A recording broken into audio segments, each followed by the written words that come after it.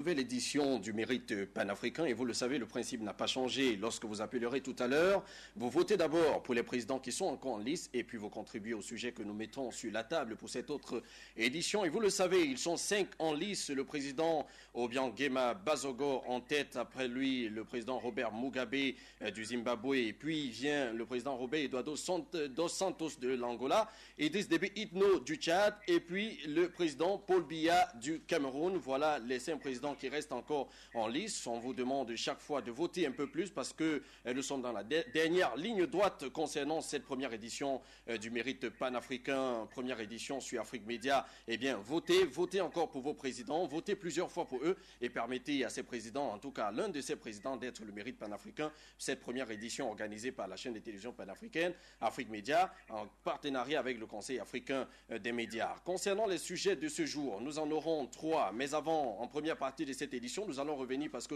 l'actualité oblige sur ce procès de Laurent Gbagbo, l'ex-président ivoirien ainsi que l'ex-ministre de la jeunesse de ce pays-là, Charles Blé Goudé. Et dans cette édition, nous aurons l'occasion bien évidemment de parler de ce procès-là et de revenir sur les enjeux du procès en question. Mais concernant les sujets principaux de cette émission, nous nous intéresserons en première partie à la 26e session ordinaire de la conférence des chefs d'État et de gouvernement de l'Union africaine qui s'ouvre officiellement demain samedi à Addis Abeba en Éthiopie, comportant plusieurs enjeux allant des droits humains aux infrastructures en passant par l'environnement et la sécurité, selon ce que nous apprennent nos envoyés spéciaux sur place là-bas à Addis Abeba, axé sur le thème 2016, année des droits de l'homme en accordant une primauté aux droits des femmes. C'est ce sommet de l'Union africaine met un accent particulier sur les progrès réalisés en Afrique sur la promotion et la progression des droits des femmes, particulièrement les droits nouveaux. Et la rencontre d'Addis Abeba offrira certainement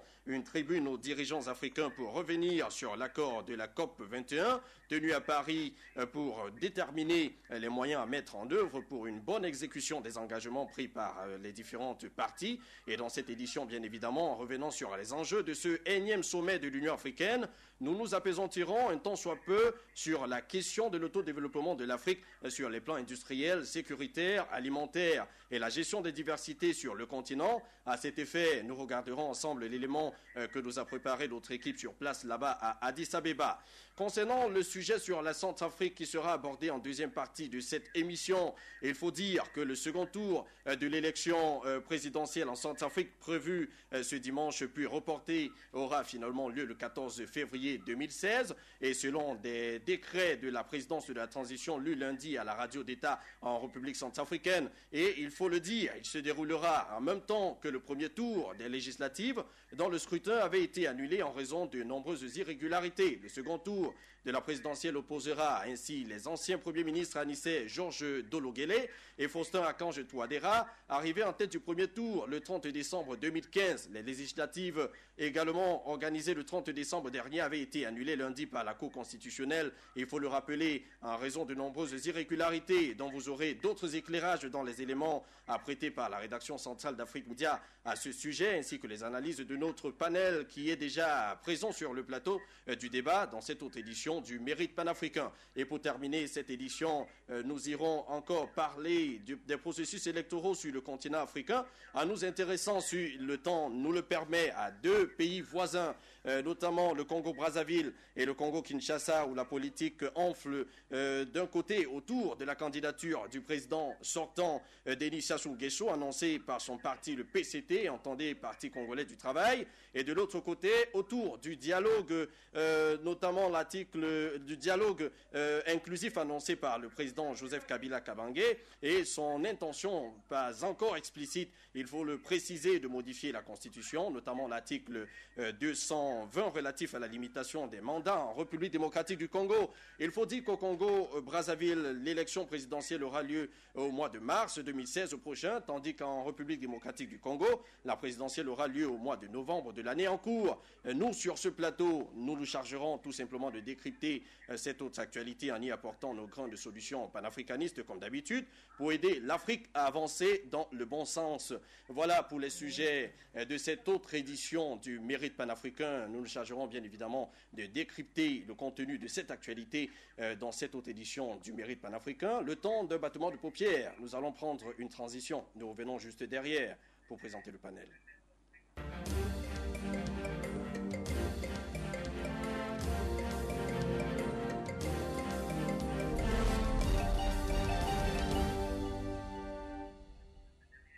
Alors sur ce plateau, ils sont bien présents pour nous aider à comprendre l'actualité une fois de plus. Mais avant, nous vous rappelons bien évidemment qu'ils sont encore 5 présidents en lice. Continuez de voter pour eux. Le président Obiangema Bazogo.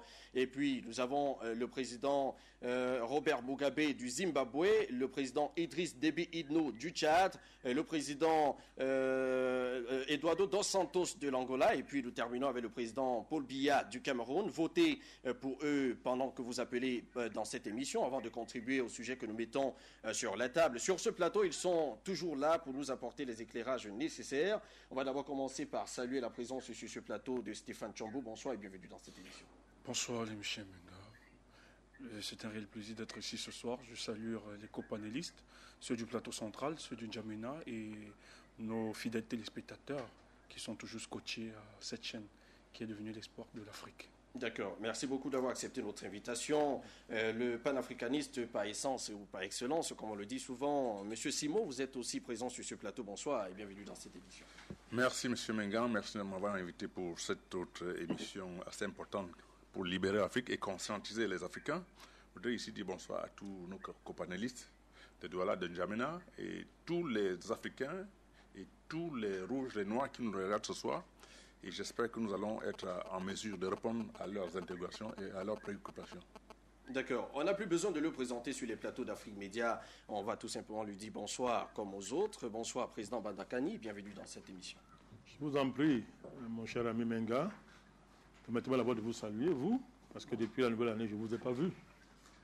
Alors, je vous souhaite bonne année. D'accord. Et je salue mes co-panélistes. Eux, je les ai vus depuis très longtemps, on est ensemble. Je salue toute la galaxie panafricaine du monde entier et tous ceux qui sont scotchés devant leur écran et qui éprouvent du plaisir à nous regarder chaque fois que besoin se fait. D'accord. Merci beaucoup d'avoir accepté de toutes les manières notre invitation. Nous allons aussi recevoir sur ce plateau notre que vous voyez très régulièrement sur les plateaux d'Afrique Média, le pasteur Paul Pondy. Bonsoir, bienvenue dans cette émission. Et bonsoir Tony Michael, bonsoir à toute l'Afrique. Je salue tous les panafricanistes du monde entier, là où ils sont. Je salue effectivement la bravoure, l'intelligence qui vous anime de mener ce combat.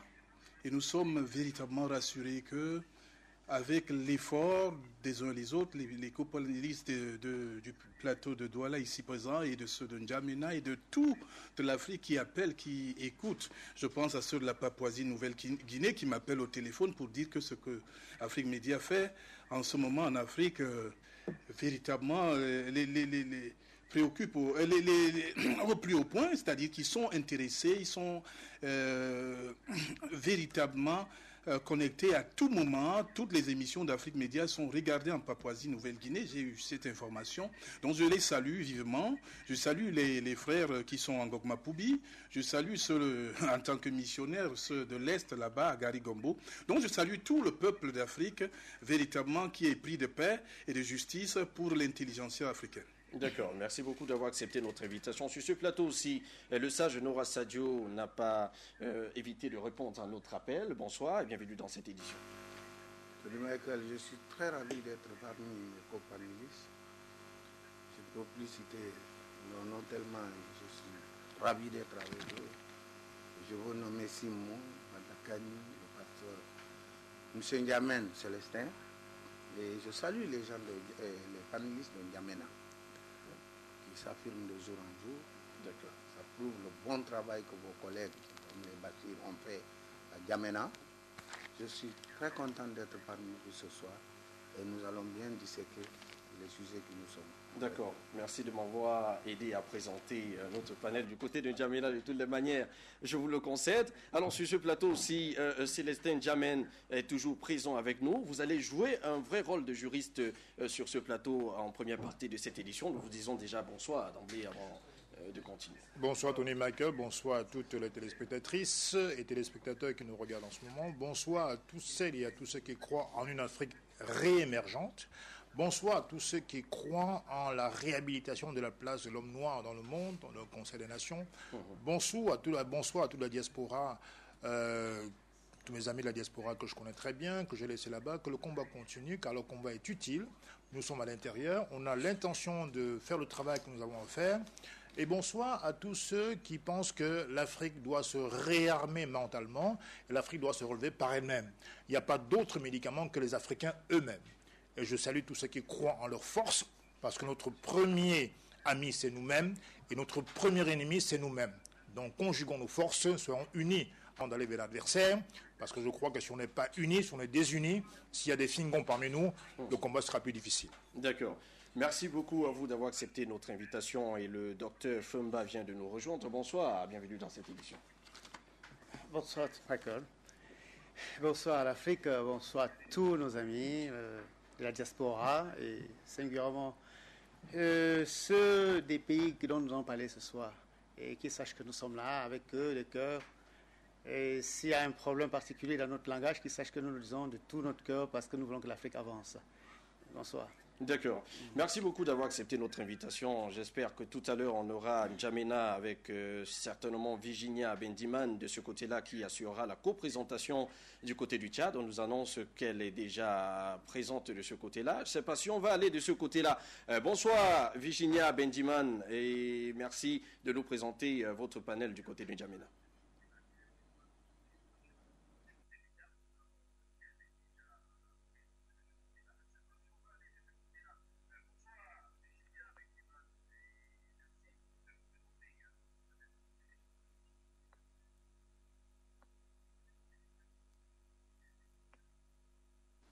Alors, on reprend l'antenne très rapidement. Apparemment, ils ne sont pas encore près de ce côté-là. On va tout simplement revenir sur ce plateau. On va prendre une autre transition très rapidement. On revient sur ce plateau pour lancer le débat.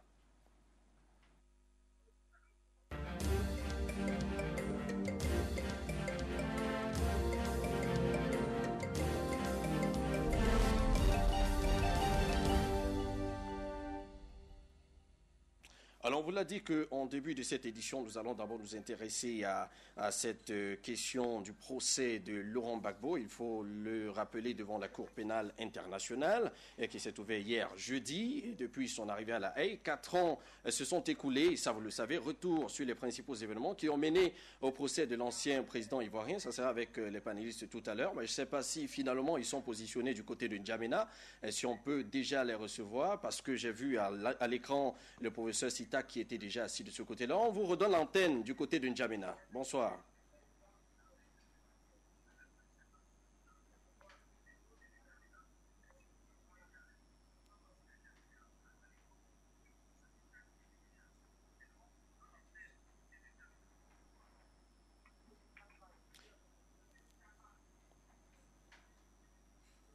Écoutez, mais nous sommes là en place. Hein. Nous sommes là, Félix et moi.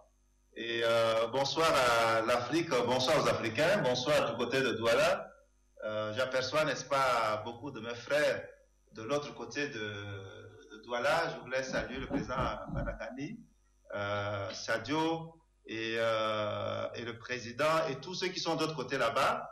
Je voudrais également féliciter tous les Africains qui se battent chaque jour pour faire en sorte que l'Afrique continue à se tenir debout.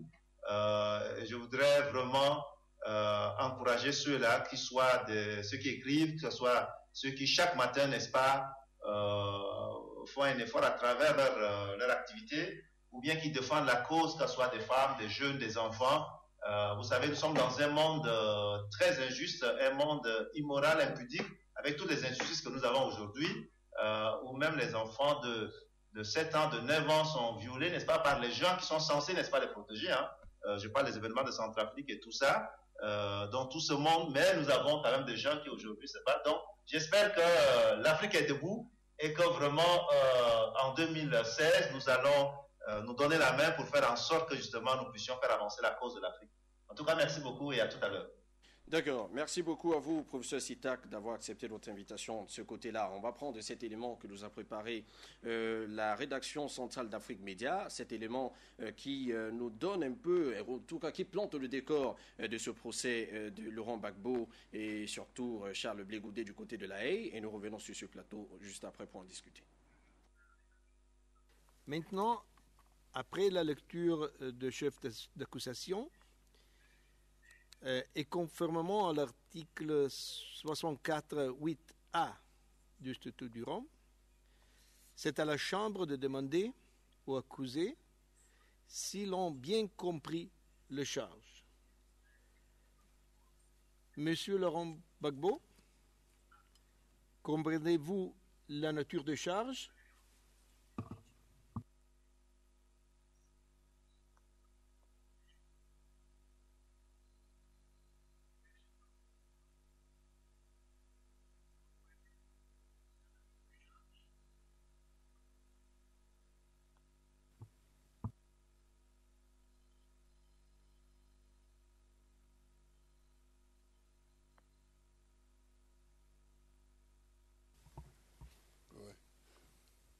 Oui, je comprends la nature des charges. Merci beaucoup, Monsieur Gbagbo. Oui. Monsieur Charles Blé Goudet, comprenez-vous la nature des charges?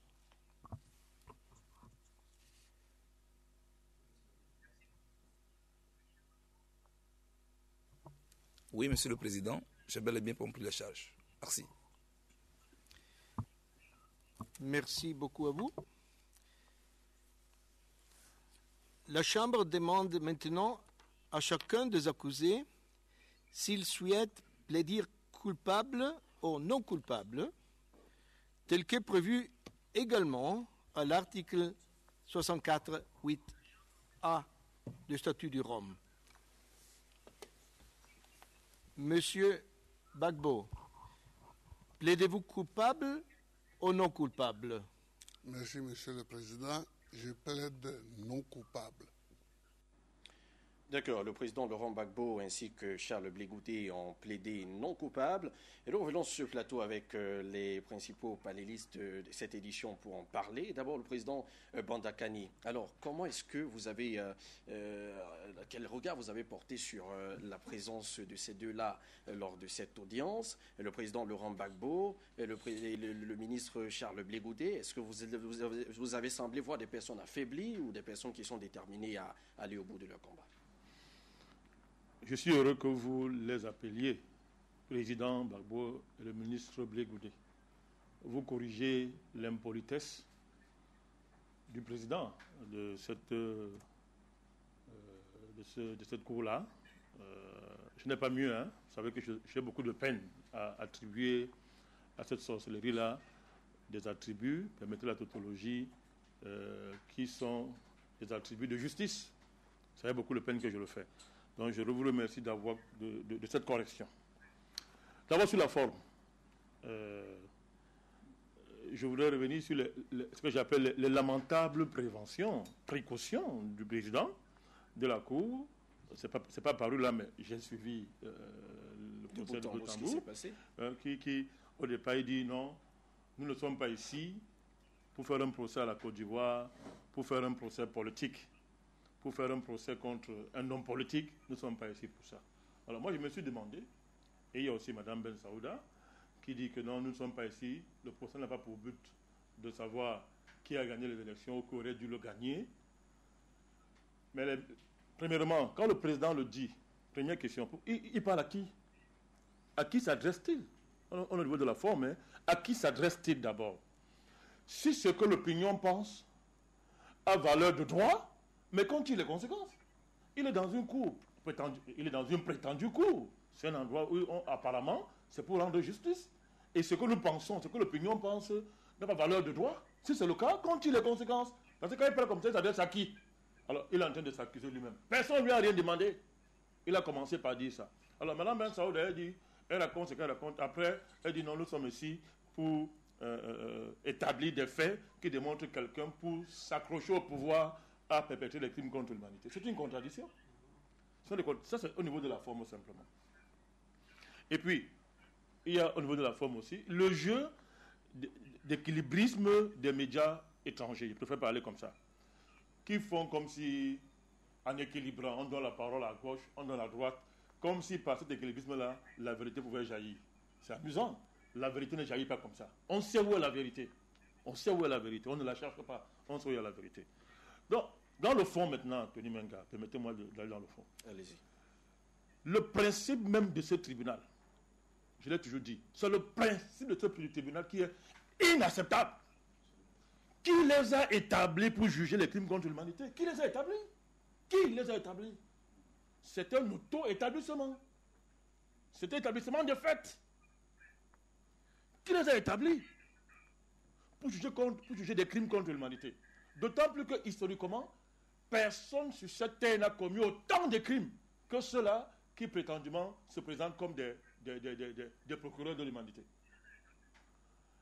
Ce qu'on voit là pose le problème de droit d'ingérence et de la souveraineté des États. C'est-à-dire que, quand à l'heure j'ai demandé qui les a établis pour faire ce qu'ils sont en train de faire, évidemment leurs partisans disent que non, il faut lutter contre l'impunité internationale, il faut prévenir les génocides, etc. etc. Ok.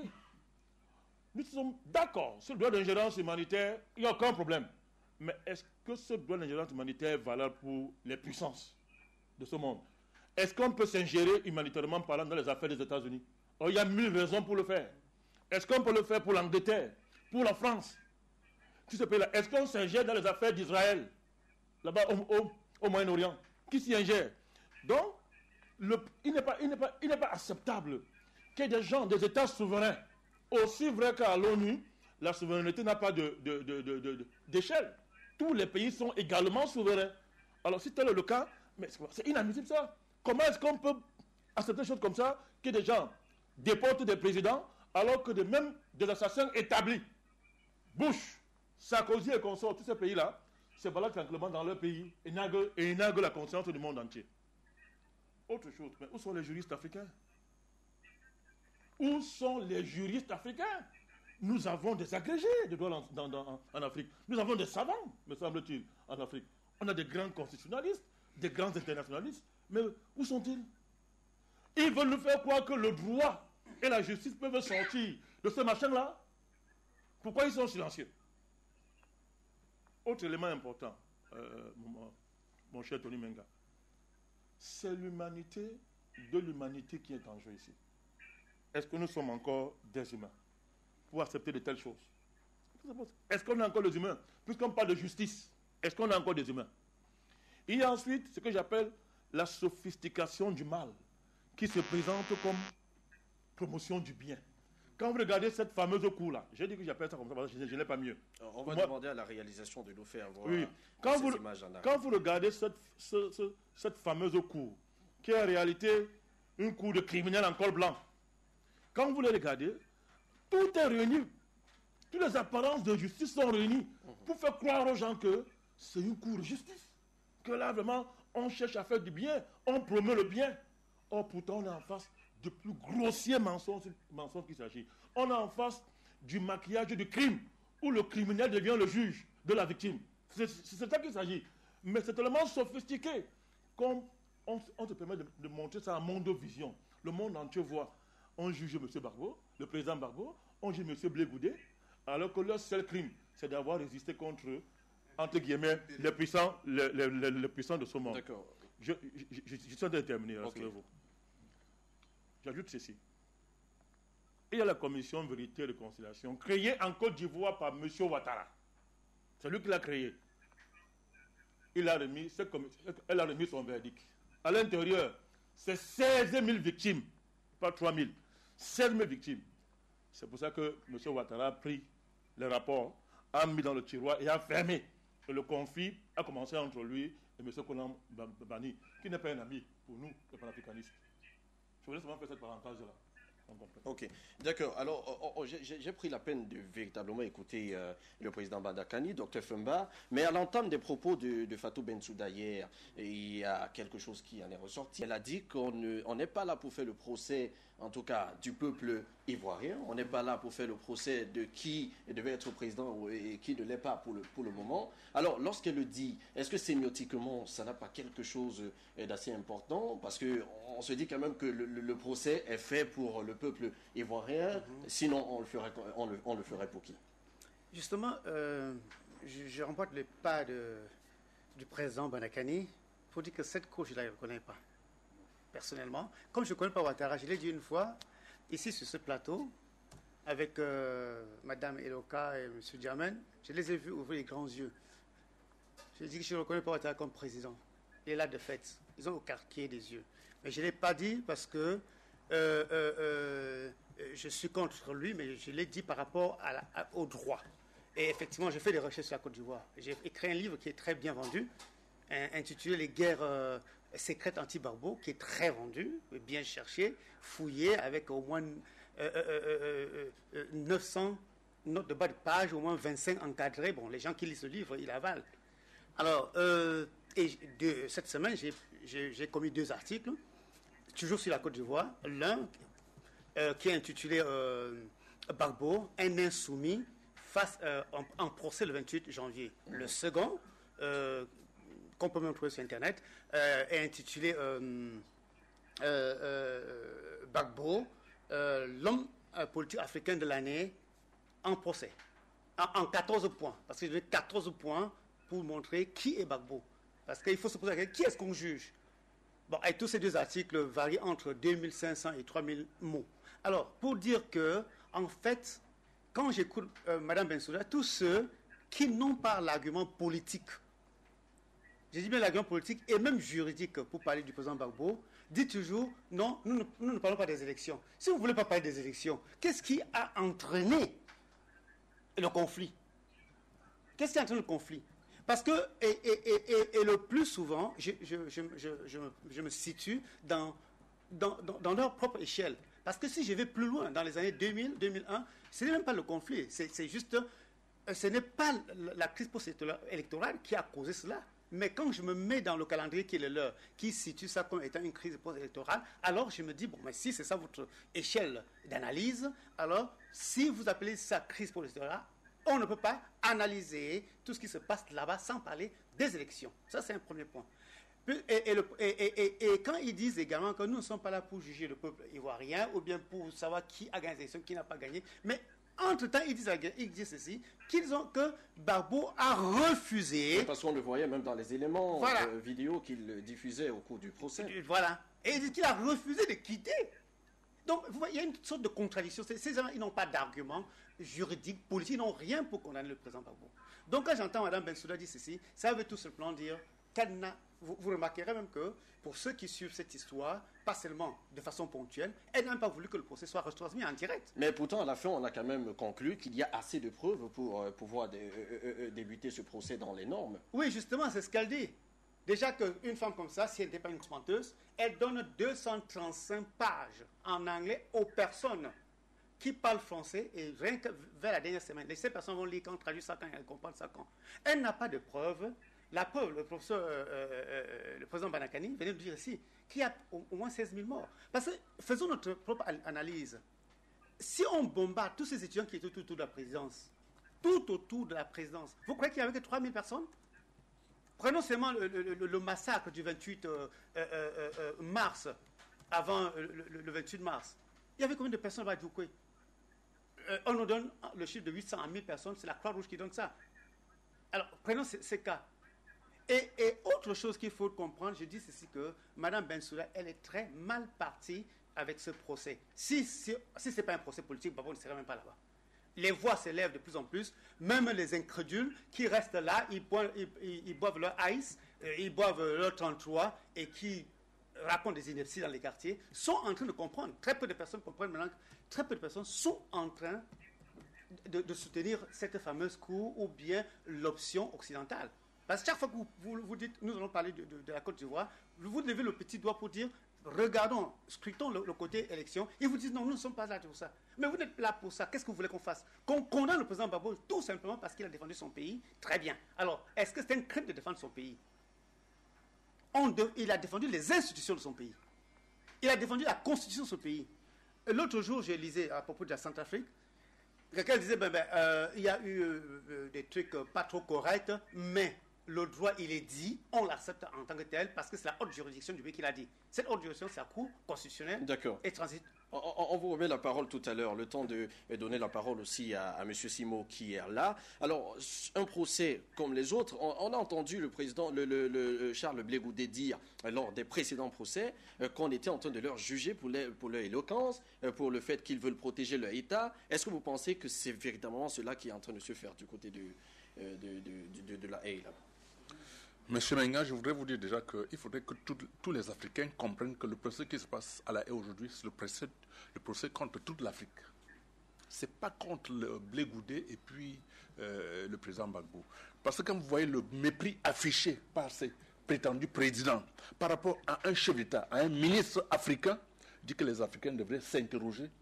Les Africains se lèvent comme un seul homme pour défendre leur continent. Parce que sinon, ce qui se passe là, demain on va prendre un autre. Non, mais vous avez jeté un discours pessimiste sur la question. Est-ce que vous pensez qu'on ne trouvera pas d'issue? Parce qu'on posera la question au professeur Sitak tout à l'heure, mais on vous laisse continuer. Non, je dis qu'il n'y aura pas d'issue parce que pour moi, la CPI, c'est la cour des preuves invisibles. Ils n'ont pas de preuves. Ils n'ont pas de preuves. Mais ils les ont quand même. Ils vont tout faire. Demain, ils vont se retrouver la tête entre les jambes. Parce que ça va être très compliqué pour eux. L'Afrique est en train de se lever. Qu'ils ne se trompent pas. Aujourd'hui, je ne veux pas rentrer dans ces détails parce que pour moi, ce n'est pas un procès. Ce n'est pas un procès. Ça ne sert à rien de rentrer dans une connerie qu'on organise pour favoriser les Africains et on se met à raconter des choses. Pour prendre nos terres. C'est de ça qu'il s'agit. Ce n'est pas d'autre chose. Parce qu'on lui a pour que M. Ouattara ait le temps de signer, de considérer toute la Côte d'Ivoire aux Occidentaux avant de foutre le camp. Et quand il va le faire, vous allez voir, on va sortir Gbagbo pour le libérer. C'est de ça qu'il s'agit, c'est pas compliqué. D'accord. Merci beaucoup, Monsieur Simo. Alors, Pasteur Paul Pondy, un mot sur le procès depuis hier. Quelle est votre analyse au regard de tout ce qui a déjà été? C'est la particularité du diable. C'est-à-dire, ici, nous avons affaire à un procès de sorcellerie, un procès satanique. C'est le diable qui est au contrôle. Il faut que les Africains le comprennent très bien. Parce que quand vous notez des incongruités dans les déclarations de cette femme procureure de cette cour, elle dit nous devons juger les faits, mais nous ne jugeons pas les causes des faits. Mais il y a un proverbe africain qui nous dit... C'est pour dire quoi? C'est pour dire que le président Bandakan, il a souligné tout à l'heure, et je fais référence à ça, il dit qui a arrêté M. Gbagbo? Et ça, tout le monde doit d'abord comprendre, dans l'analyse que nous faisons par rapport à cette histoire, cette forfaiture, qui a arrêté M. Est-ce que c'est la Cour pénale internationale qui est partie arrêter Laurent Gbagbo en Côte d'Ivoire? Non! C'est un certain Ouattara qui juge. C'est comme ça. Donc, il ne faut pas jouer avec ce qui se passe là. C'est un procès de sorcellerie. C'est un procès diabolique. C'est le diable qui est aux commandes.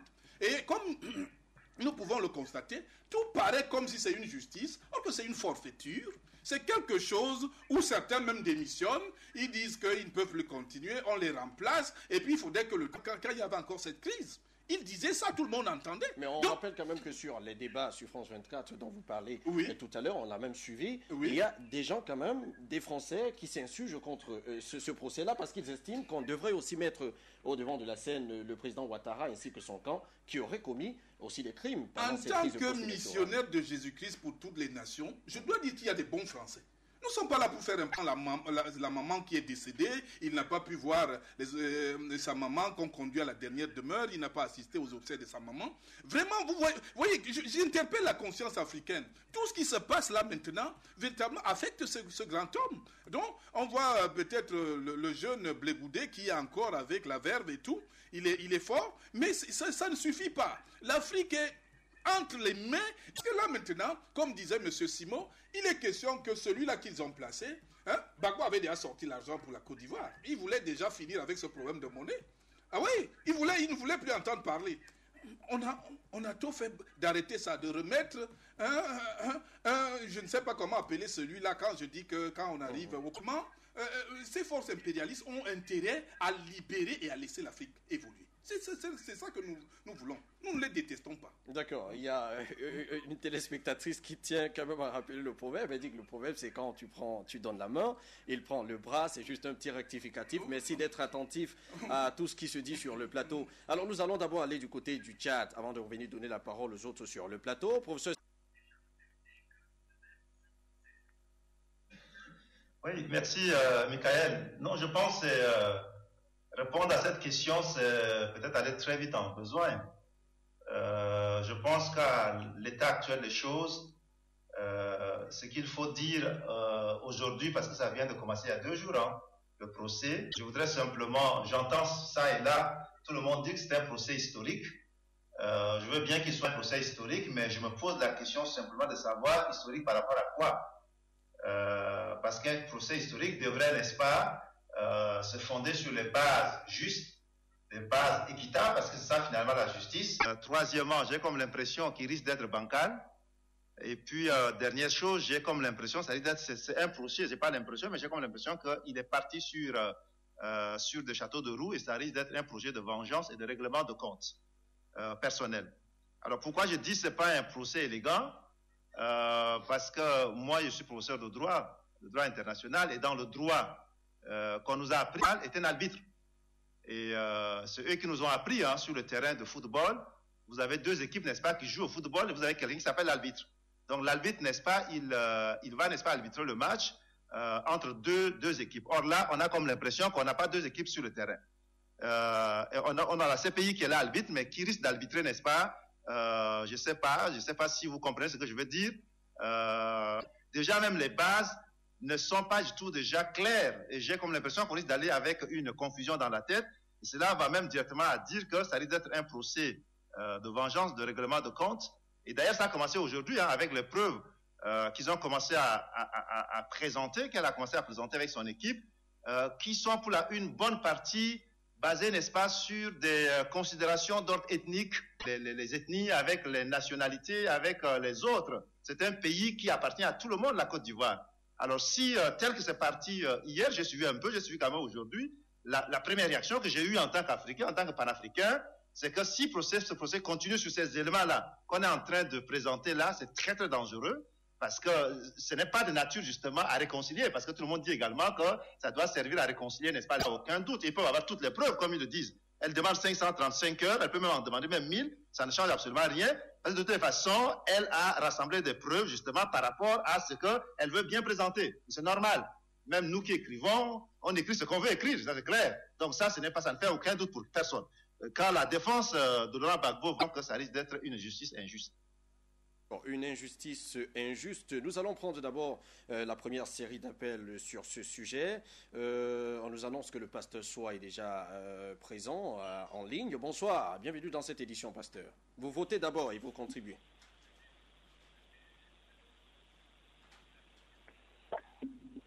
La Cour pénale internationale, la CPI, est une machine infernale. Au main de l'Organisation des Nations Unies, cette juridiction est difficilement justifiable en droit dans une note. Ne nous trompons pas, les frères africains. La CPI n'est pas une juridiction, c'est une machine pure. Et Afrique Média est vraiment l'expression authentique de la nouvelle conscience africaine. Pour l'africanisation de nos sociétés, je vote le président Obiang Nguema, je vote le président Robert Mugabe, je vote le président Idriss Déby Itno, je vote Paul Biya, je vote deux Santos et deux Denis et deux fils. Il n'y a pas de chacun pour lui. Si la CPI veut vraiment qu'il y ait la paix en Afrique et en Côte d'Ivoire, et que ces deux hommes-là soient libérés, parce que nous voulons voir Babé, parce qu'il est la personne qu'il faut pour qu'il y ait vraiment la paix et la réconciliation en Côte d'Ivoire. Que le monde entier l'attend, que l'Afrique l'attend, que la Côte d'Ivoire l'attend. Ok, d'accord. Bonsoir à l'Afrique. Bonsoir mon très très cher joli continent. J'aimerais te dire une chose par rapport au procès Gbagbo. Toute cette discussion ne sert à rien. La seule question qu'il faut se poser, c'est est-ce qu'un tribunal financé par l'OTAN, l'organisation terroriste de l'Atlantique Nord, pense évidente et non. Donc, par rapport, je suis fatigué en fait, je suis vraiment fatigué de toutes ces histoires. Je comprends pas l'Afrique. Si on est fatigué, nous les Noirs, si on n'arrive pas à comprendre, notre bêtise finira par nous tuer un jour ou l'autre. Il faut vraiment qu'on se ressaisisse et qu'on profite de toutes les occasions pour se remettre en paix, qui dans le temps évoluera vers la Confédération panafricaine. Il faut vraiment que le peuple noir se ressaisisse et qu'on prenne des choses en main. Merci beaucoup. D'accord, merci beaucoup à vous de nous avoir appelés. Nous restons au téléphone avec un autre appelant. Bonsoir, monsieur ou madame, bienvenue dans cette édition. On nous annonce que c'est Caroline des Pays-Bas qui nous appelle. Je vote pour le président Obiang Nguema, le président Paul Biya et puis le président Idriss Déby. Voilà, qu'est-ce que je peux dire? Oui, j'étais hier et aujourd'hui auprès de la CPI. D'abord, j'ai un petit regret des altercations, mais il y avait énormément de monde. C'est-à-dire qu'il y avait les 54 pays de l'Union africaine qui étaient représentés. Que ce soit les jeunes, que ce soit les personnes âgées, que ce soit des enfants, des étudiants, la foule y était. Et je ne peux pas vous donner le nombre parce que pour défendre leurs droits et pour montrer au monde que nous étions là pour faire des dégâts. Mais comme je l'ai dit hier et aujourd'hui, les Africains qui étaient là, les représentants africains, nos frères des peuples d'Afrique qui étaient là, ils étaient dignes. Tous une population éduquée, une population qui représentait l'Afrique dignement et qui réclamait la libération du président Laurent Gbagbo et de son jeune ministre, M. Charles Blé Goudé. Vous devez savoir que ce procès, la majorité des Néerlandais ne sont pas au courant de ce qui se passe à la CPI, à la Cour pénale de Kouankwe, qui pensait que j'étais l'amie de Fatou Bensouda. Oui, je connais Fatou Bensouda, je la connais bien. Mais je peux vous dire aujourd'hui que je ne reconnais pas mon amie. Je ne la reconnais pas du tout. Parce que j'aurais cru qu'avec toutes les démarches que nous avons eu à faire, avec toutes les recommandations, tous les appels